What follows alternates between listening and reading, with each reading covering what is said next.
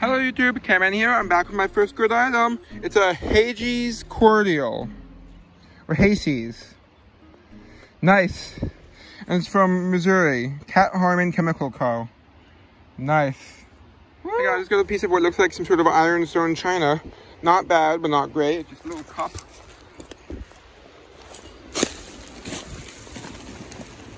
Okay, I'm gonna switch spots in a moment to a better spot. Or it's a potentially better spot, that is. This spot's kind of tough. Bye. Hey guys, just got a nice Van Cortlandt dairy from Peekskill. Not bad, but unfortunately it's the one all they have. Bye. Hi guys, I got excited, thought I found something whole. And then, ooh, yeah, it's broken. Oh well. Keep digging. Look, I got something whole and good. Hey guys, it's got a really nice canning jar. It says VACC. It's a bit melted, but I'll take it. It's only slightly melted. Oh well, I'll take it. Hey guys, it's got a good sign. It's a Maggi sauce. It's blown, I think. It's from Germany. Nice, and it's very crude. Beautiful. I don't know how rare it is, but... And some of them are common, but this is an older one. And a cruder one. It's really beautiful. Nice. Look at that. Okay, let's keep digging. I still have a bit of time left. Hey guys, it's got a second Maggi sauce right after that one, so it's less crude, but it's nice. Got a second Maggi sauce, and I got Alberta Farms Gold Seal Dairy from Ossining. It's local. Nice.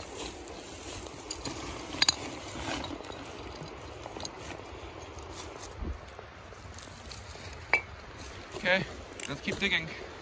They're right next to each other. I think I found a whole row of whole stuff. Whoa, another one. Reaching blindly. Wiggling. Whoa. It's good. As long as it's not cracked. It's being embossed. Or it's cracked. But it's embossed. Should I take it? It's badly cracked. It's a beautiful bottle, but it's badly cracked. Let's double check it's cracked. Yeah, it's cracked. It's actually a lot more minor than I initially thought. Oh no, that's a whole bunch of cracks. I'll put it to the side and maybe I'll come back for it another time, but I'm not taking it for now. Let's see if there's anything else. Got something. It's a Hans Brothers and white. Nice. Don't know what it is. Hey guys, just got a coffee pot, undamaged, at the teapot.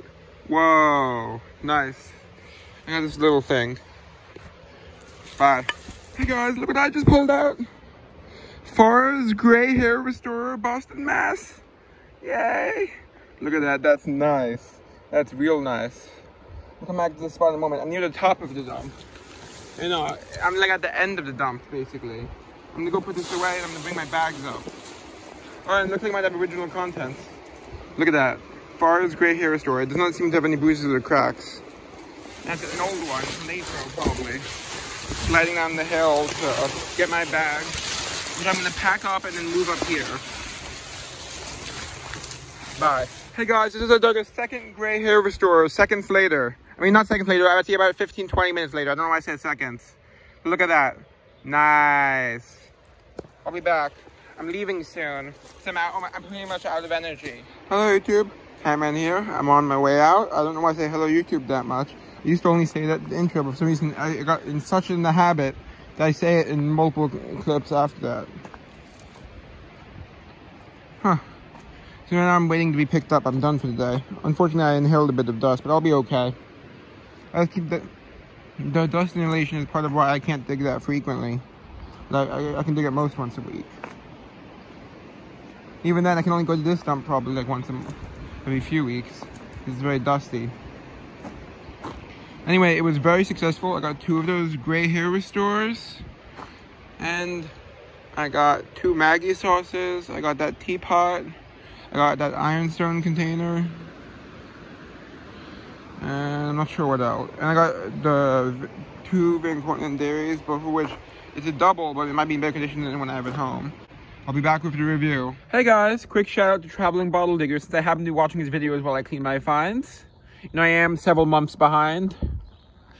But anyway, I just wanted to show, look, this milk bottle is still sealed. Look at that, that's the insert. That's the cardboard insert. Somehow survived. It's not readable, I think, but it's still there. So I'm gonna leave it in. You know that means the bottle will be dirtier.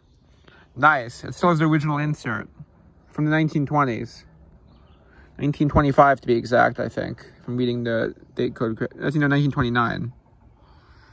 Nice. Whoa. I wanted to show one thing I'm not going to be keeping, because it turned out the teapot is not whole, like I thought it was. Because it has a hole in it, and it's badly cracked. And I'm pretty sure it was like that before I packed it up. I don't see how it could have been my fault. I was very careful with it. Oh well. Hello YouTube. Catman here. I'm back with the review. Let's get started. Not too many finds, but I got some good stuff. And after this, I'll show some recent purchases. I paid $40 for these two bottles.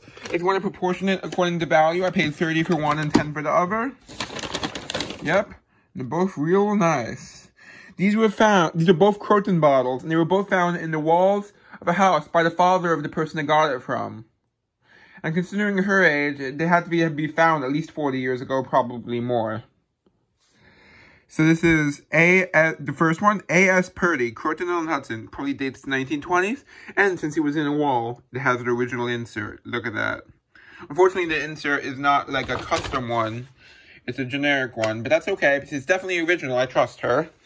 And she also had another bottle with the original insert, but I didn't end up buying it because I already have the bottle, even though I guess I don't have the insert, so it might be nice to have one with the insert. But too late now. And the thing is, I truly couldn't have talked my parents into letting me spend more money than I spent. So I could only afford to get two bottles. She had two other Croton bottles. She had this one, which I already have, but I could have resold the other one for a good amount of money. So I have a friend who would be interested. Or I could have traded it for something that I don't have. Oh well. And she also had a Van Cortlandt Dairy, which I already have, except I don't have one with the original insert. So let me show you, I just wanted to show you, this is a Purdy I do have. It's identical, except this one's bad, this one's a quart size, and it's badly cracked up. But I kept it as a placeholder until I find a better condition one.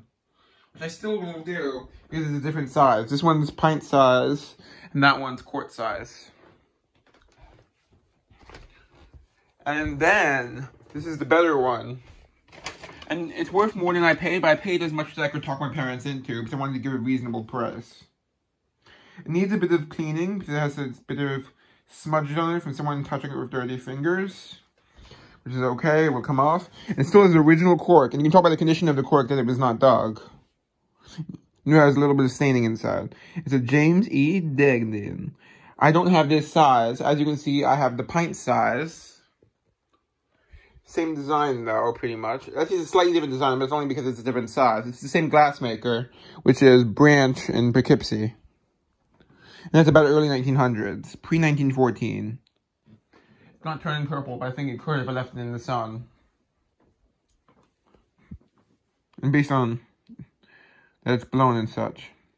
Look at that, that's beautiful. Yeah. It's in very good condition. She also, as I said, had the pint-size one. She had the pint-size version of that flask, which I already have, but I could have traded it or sold it to a friend of mine, but I didn't think about it until it was too late. Anyway, it's unlikely I could have talked my parents into letting me get it, even though I could have gotten a pretty good deal on it. I would have paid the maximum I could afford while still being reasonable, because I couldn't afford to pay the full value. But I'd pay the maximum I could. It would still probably be satisfactory to her, but she's not a bottle collector. It wouldn't be dishonest. I would just be paying the maximum I could afford. Which is what I did with those two. And even then, it was probably more than I should have spent. Even though it was a reasonable price. Okay, let's get on to the digging finds. First is this ironstone cup. I don't know if it's for shaving or what. Fortunately, no maker's mark.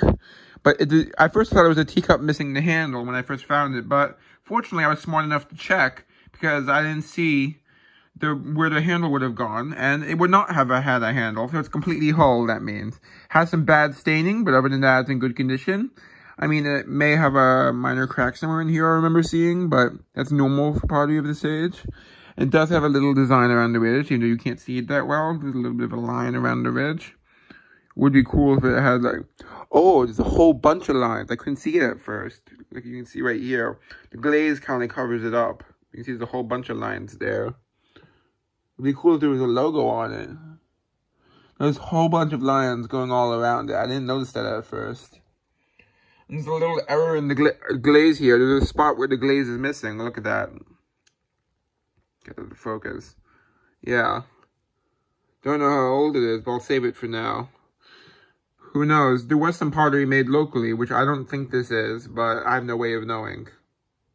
So I'll keep it for now. This is undamaged, and it's quite old. Probably at least early 1900s.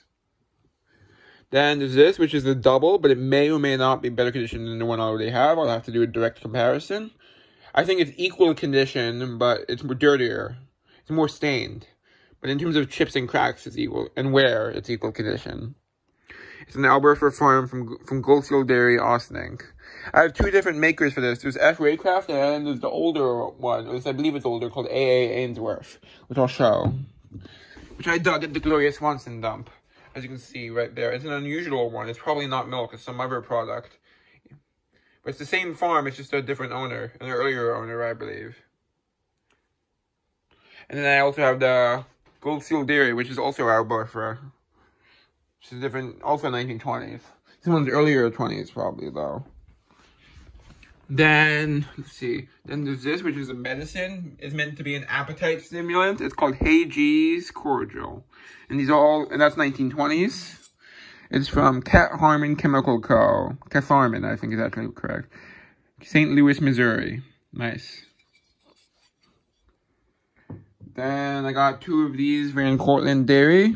This one has a rust stain, but fortunately I already have a better condition one, but this is good enough to sell because it's local. I can scratch some of this off with my fingernail. Yeah. A good way to get this rust stains off, even though it can damage your fingernails, so it's only if you don't mind getting your fingernails a bit rough. But is scratching it with your fingernails. Your fingernails can't scratch the glass, but it can scratch the rust off.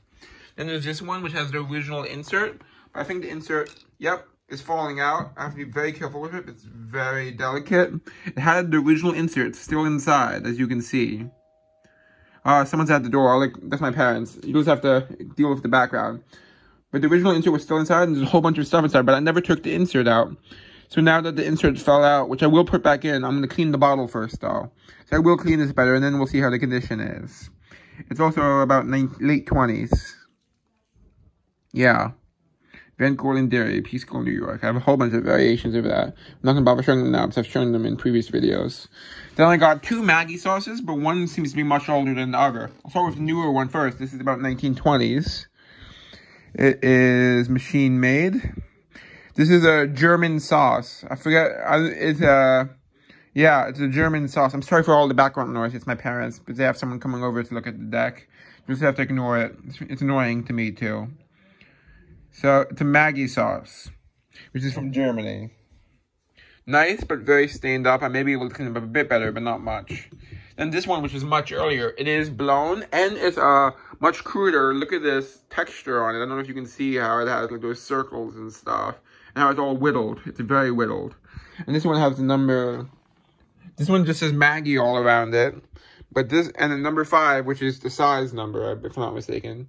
They each have numbers connotating the size. This one is also a number 5, but it's a much earlier one. As you can see, it has a sloppy, probably applied top. And it is blown, as you can see here. Actually, is it blown? No, I think it's machine made applied top. Now that I look at it more closely. You can see it's very crude if you look at that. And whittled. And it's an olive green color. And I'll have to be very careful with that. And I wanted to show one thing. And look, it's nice and crude. Look at that. Beautiful. Definitely keeping this. Has a little bit of damage in that one corner. There's a small chip. But other than that, it's in pretty much, other than some staining, it's in mint condition. And see, it says 1089. And on the other side, it says patented. So I guess that's the patent number. But I couldn't find anything on it, patent-wise. This stuff is from a previous video. Then I dug 2 of these. Both of them have some minor damage and staining. This is a Farr's Gray Hair Restorer, Boston, Mass. It's probably about 1920s. This one still has the cork inside. Oh no, it has a crack! Shit, it developed a crack. I didn't see that before. It must have already been there. And I just didn't notice it because it's kind of hard to see. So the other one's in better condition, that means, unless there's other damage on the other one. But the other one just has a minor lip chip. Look at that, it has a crack.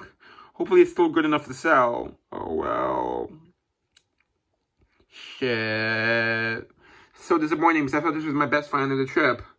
I guess the Maggie's one might be better. And it has a little bruise on the back, which is all I knew about. As far as I knew, the bruise was only damage. I did not see that crack. I guess it must have already been there because I looked at this like several days after filming and I didn't see the crack, but it must have already been there and I just didn't notice it. I can't tell. Shit. Well, let's see if the other one is more stained, but as far as I can tell, it's only damage other than staining, which I may be able to get off better. So as you can see, it's quite stained and it's machine made, but it's older machine made. It's probably like early 20s, late teens. It did have a very minor lip chip, which I can't even find right now. Yeah, it has a very minor lip chip, and that's it. So this is the one that's going to go in my collection. But the staining is much worse. You can see there's this line of rust here, which I may be able to get off, but it will be very difficult. So this is the one that's going in my collection, because it only has very minor damage, as far as I can tell. So that one will be for selling. Hopefully I can sell it. It still displays nice. Sucks that crack, though. And this has no bruises or cracks. I'm 100% sure of that. But it is slightly melted, as you can see when you look at it from above. But it is a ground lip canning jar.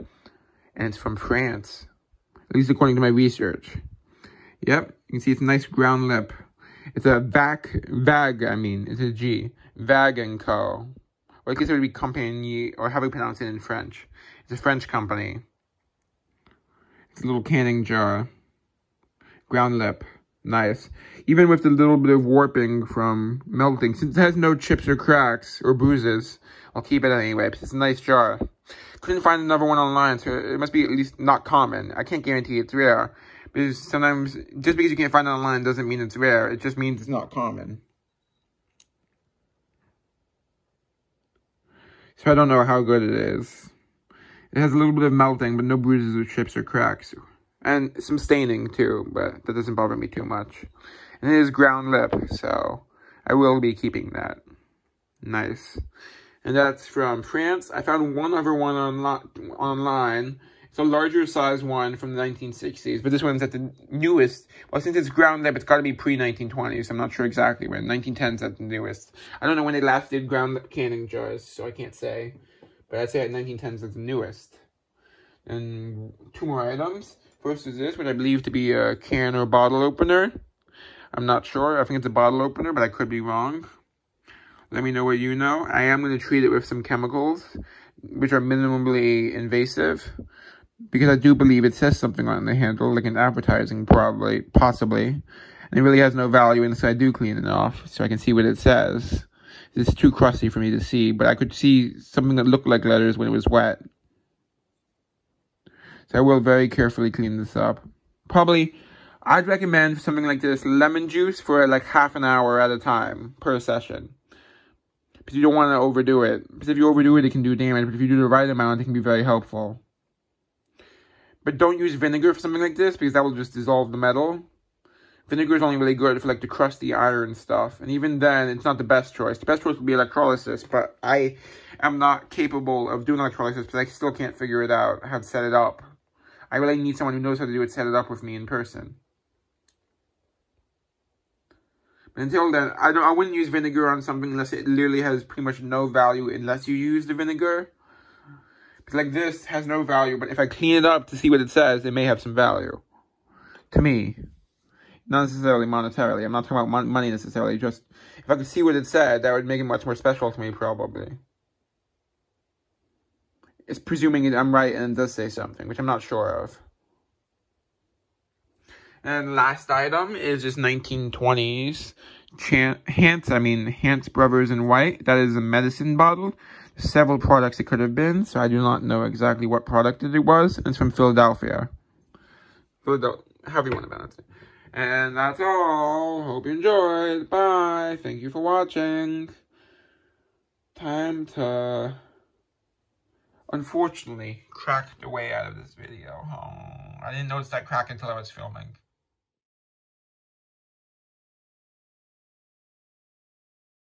patent-wise. Oh, shit! It's a fucking cockroach! Quick, kill it! Kill it! Alright, stop heading towards me! Got it! Oh, I'm not gonna show you the remains. Gross!